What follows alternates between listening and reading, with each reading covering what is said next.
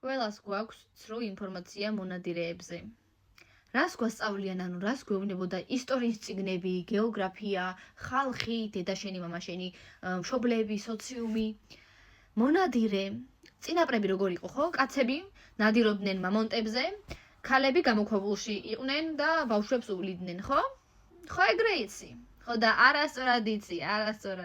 რამდენი მონადირე ქალი იყო და ეს ეხა იმიტომ კი არ ვამბობ რომ მე მინდა რომ ასა იყოს, მართლა ეგრე იყო და დაამტკიცეს ხალხო და მე გაგიზიარებ და როდის დაამტკიცეს და რამდენი წლის მერე დაამტკიცეს და მერე გადაამოწმეს, თორემ მანამდე როცა ხედავდნენ, როცა აღმოაჩინეს გვამი, იარაღებით რაღაცა, სანადირო იარაღებით, რაღაც ეგრევე უწერდნენ ამას, რომ ეს იყო კაცის გვამი. ტყუილი იმაზე რომ ქალები არ ნადირობდნენ, აი ამ სოლ ტექსმა ანთროპოლოგმა ამერიკელმა თქვა 1966 წელს. და როდის დაიწყეს აბა გამოიცანით ამის გადამოწმება, რომ ეს სიმართლეა თუ არა სიმართლე? 2017 წელს. როგორ გადამოწმეს ამას ახსნი, მაგრამ მანამდე მინდა ვთქვა, რომ თან მაშინ იყო, მერე დაიწყო ფემინიზმის მეორე ტალღა რა, და სადაც ქალები მეტ ადგილს ღებულობდნენ მეცნიერებაში, სპორტში, იმაში რა ქვია, საგანმანათლებლო სფეროში. და რა თქმა უნდა, კაცებზე უფრო კარგ შედეგებს დებდნენ, ამიტომაც დაიწერა მერე ალბათ იფიქრეს, რომ მოდი რაღაც ისეთი არგუმენტი მოვიყონოთ, რომ ეს გააჩუმოს რა ეს რა ქვია, ქალები რა და ისეთი არგუმენტი იყოს, რომ ძნელი იყოს შეედაო. ამიტომაც დაიწერა წიგნი The Man, თუ როგორ იყო მეცა Man the Hunter.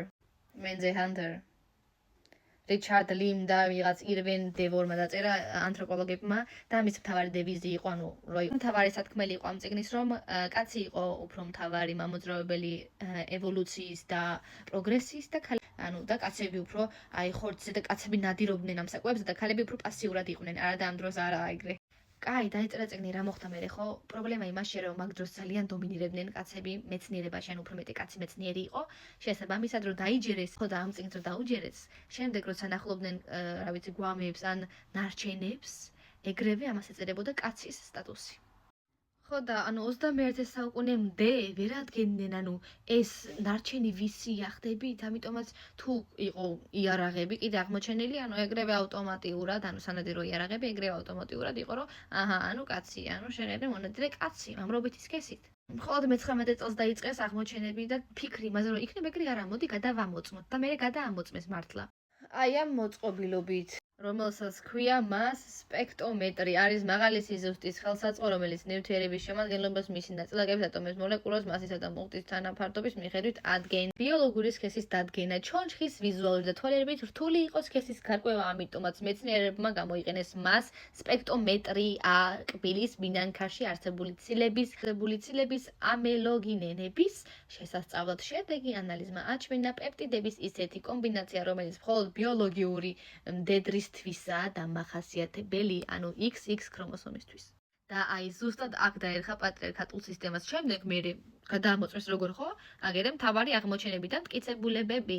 ანდების აღმოჩენა 9000 წლის წინანდელ სამარხში, პერუში ნაპოვნი იქნა ახალგაზრდა ქალის ნაშთები, რომელსაც თან ახლდა სანადირო იარაღების ნაკრები.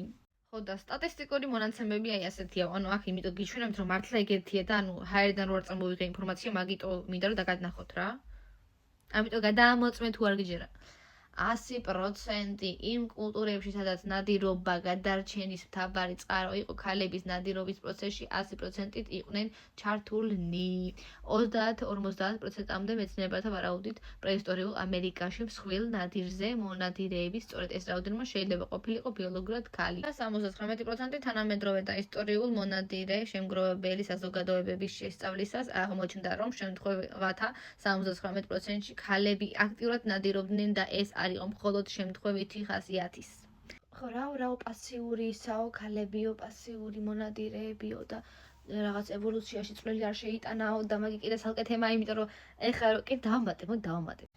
ჰორმონების ევოლუცია 455 მილიონი წელი. მეცნიერებმა დაადგინეს, რომ ესტროგენის რეცეპტორები გაცილებით ძველია, ვიდრე ტესტოსტერონის.